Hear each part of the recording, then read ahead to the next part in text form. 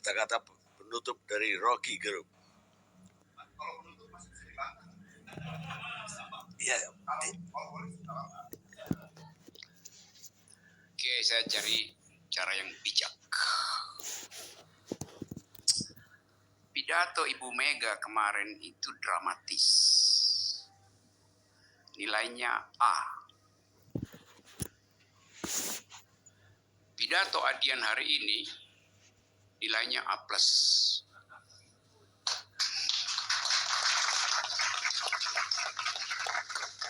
A untuk retorika,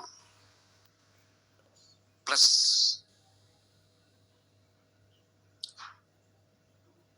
untuk sugesti. Dia kasih sugesti supaya 2024 itu harus diterima sebagai siklus normal dalam politik. Itu adalah Bang tafsir lagi, Bang. Kenapa Abang tidak tanya langsung sama aku? Kita cuma berjarak 2 orang, kenapa harus ditafsirkan? Tanya saja sama aku, apakah aku mengatakan itu untuk seperti yang Abang katakan? Saya ganti cara saya bicara. Sekarang saya mau analisis gesturnya Adian. Nggak boleh. Tunggu. Begini loh, Bang. Ada banyak kesempatan kita untuk tanya saja langsung, maksud gesturmu apa? Oke, maksud pernyataanmu apa? Tapi kita tidak mau mencari kebenaran. Kita suka berretorika dalam tafsir demi tafsir.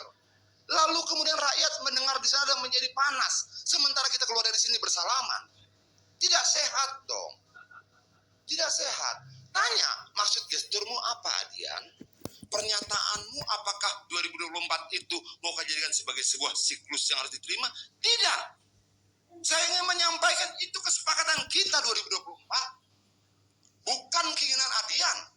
Lalu kemudian kenapa kita sederhanakan seolah-olah itu Adian ingin? Saya izin ke toilet ya. Boleh nggak saya izin ke toilet 1 menit tuh? Boleh. Dia lebih lancar bicara. Boleh nggak? Oke, kalau gitu saya lanjutkan. Kenapa tidak diizinkan? Soalnya ke belakang tidak demokratis. Gak demokratis. Nggak demokratis. Oh ya.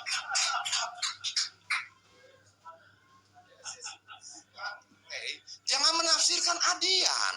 Ya, iya, ada tapi Adiannya, tanyakan saja. Ada waktunya nanti untuk menyangka Oh, itu. siap. Itu etika berdialog namanya. Ketika berdialog jangan menafsirkan orang. Ya, ada nanti waktunya bagi diri untuk menyangka itu. Oke. Aman? Oke, lanjut. Tadi kalimat saya,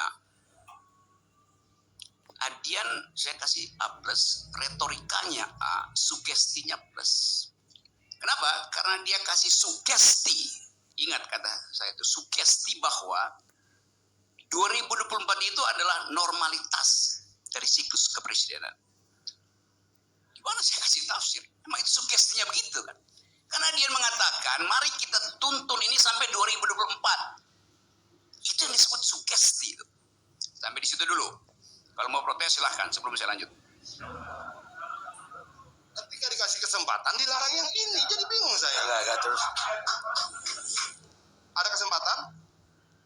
Bang Rocky, lanjut Bang Rocky. Ada kesempatan. Dia kasih kesempatan sama saya. Kenapa keberatan yang lain? Bang Karni, saya kira biar lanjut, Bang. Biar lanjut. Adian, biarkan aja dulu. Lanjut. Abang, Terakhir nanti. aku tetap tenang, Bang. Oke? Represivitas terhadapku cukup banyak di masa lalu. Dan kita menjalani dengan ketenangan. Apalagi cuma ini. Lanjut, Bang. Jadi nggak ada sanggahan. Lanjutkan terus. Yes, nice guys. Tragedi Yunani itu. Panggung tragedi Yunani biasanya dibagi 2, scene dan obscene. Di depan dan di belakang. Scene artinya layar. Dan di belakang ya layar. Bahasa Inggrisnya obscene. Dari kata obscene, di belakang layar. Tapi dari kata itu juga timbul kata obscenity. Apa artinya obscenity, Pak Profesor? Oke. Supaya saya dapat klarifikasi tentang peristiwa. Obscenity artinya kemaksiatan.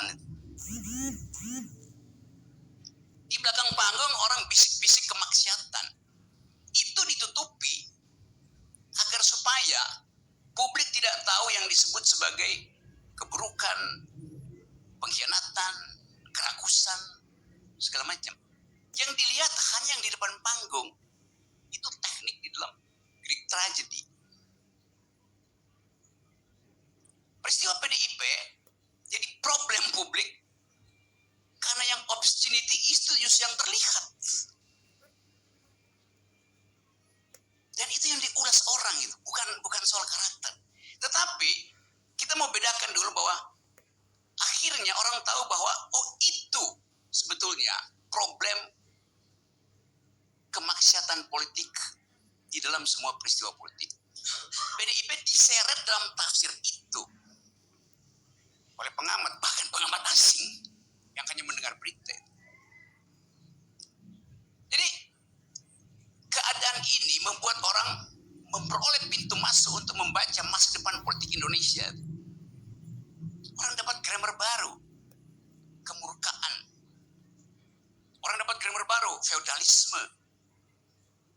Orang dapat grammar baru, di atas raja ada ratu. Itu semua yang kita sebut obscenity kalau kita belajar tentang dramaturgi Yunani. Dan itu yang memang ada dalam semua panggung politik di dunia. Yang selalu berakhir secara tragedi. Karena ada pengkhianatan itu.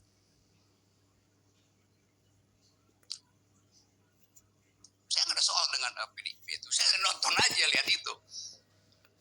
Tetapi di belakang Greek tragedy itu, atau sebut aja PDIP tragedy,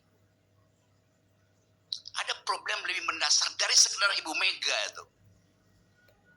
Ibu Mega itu opsinya adalah olah-olah orang terhadap Ibu Mega yang sudah diterangkan oleh Adian. Tetapi ada panggung lain, yaitu di bawah panggung itu soalnya, yaitu berebut tiket untuk pergi pada pertandingan politik 2024. Berebut tiket. Kenapa harus berebut tiket? Karena dipasang barrier to entry untuk nonton drama yang kita sebut presidential threshold. Keduanya di situ. Kalau nggak ada presidential threshold, nggak akan ada tragedi itu, nggak ada permainan pengkhianatan, obscene yang disindir oleh Ibu Mega dengan cara yang sangat bijaksana dan tajam itu. Ngerampoklah punya orang. Oh ini koalisi apaan koalisi itu? Ini sistem presidensial. Ya memang harus diteruskan logikanya. Kerjasama boleh, koalisi jangan. Suruh aja Google koalisi dalam bahasa Indonesia artinya kerjasama. Sama aja. Tapi kita mau terangkan ini bukan untuk mengolok-olok tragedi yang udah the damage has been done, udah terjadi kerusakan itu, orang udah tonton keadaan tadi malam itu. Sekarang saya bilang tadi, ada scene di depan, ada opsi di belakang, ada di bawah panggung. Orang berebut remah-remah di bawah panggung. Sisa dari 20% itu yang diperebutkan oleh yang namanya koalisi. PDIP aman tiketnya. Yang lain ini berebut remah-remah di atas meja politik. Itu intinya. Di dalam tradisi raja-raja Yunani. Yang diundang di dalam perjamuan nobility yang mulia itu bukan cuma orang, tapi juga anjing. Anjing diundang untuk makan remah yang habis makan memang kita mesti buang. Bukan kita, mereka harus buang di bawah meja supaya anjing makan. Itu yang lagi dicari oleh koalisi itu. Makan remah-remah itu kayak anjing menunggu remah-remah. Saya mau terangkan itu supaya kita paham betul apa yang disebut demokrasi itu. Tragis negeri ini. Tragika. Karena itu saya tuntut terus supaya batalkan 0% supaya Ibu Mega lega. Supaya nggak ada koalisi yang kasak-kusuk nyari makan di bawah di remah-remah itu. Semua partai itu. Di dalam politik cuma ada dua. Anda pro 20% atau Anda pro nihil persen itu. Demokrasi artinya datang dari garis start yang sama itu. Tapi nanti bilang ya itu open legal. Ya segala macam bisa dibilang open legal policy. Nanti partai-partai fundamental ikut kalau 20%. Bukan itu. Kalau kita bilang demokrasi, garis lurus demokrasi adalah 0. 20% apa? 20% itu adalah nama peternakan oligarki itu. Jadi silakan. Kalau Anda nggak mau 0%, jadilah ternak oligarki.